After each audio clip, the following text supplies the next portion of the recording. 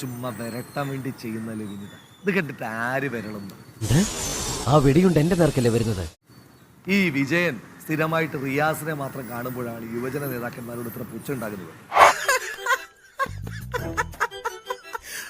അവരെ പല്ലെറിഞ്ഞിട്ട് കാര്യമില്ല. കേരളത്തിലെ എല്ലാ യുവജന നേതാക്കന്മാരും റിയാസിനെ പോലുള്ള ആളുകളല്ല എന്ന് ആദ്യം വിജയൻ ഒന്ന് മനസ്സിലാക്കണം. എന്താ ഉത്തമ ജനങ്ങൾ നമ്മളോട് ഇങ്ങനെ പെരുമാറി?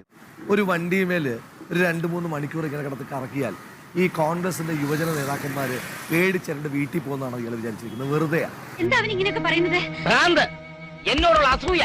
എനിക്കതല്ല സംശയം. ആരായിരിക്കും അയാളോട് കൊണ്ടുവന്നത്? ഞാനാ കൊണ്ടുവന്ന.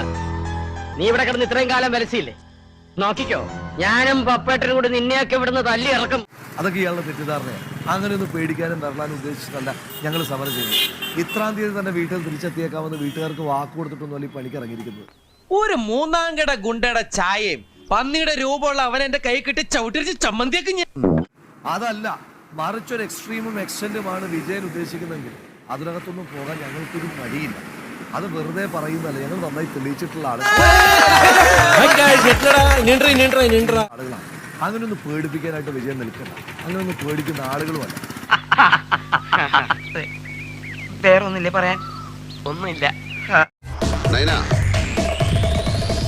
നീ ചിന്തിച്ച് തീരുന്നിടത്ത് ഞാൻ ചിന്തിച്ചു തുടങ്ങും.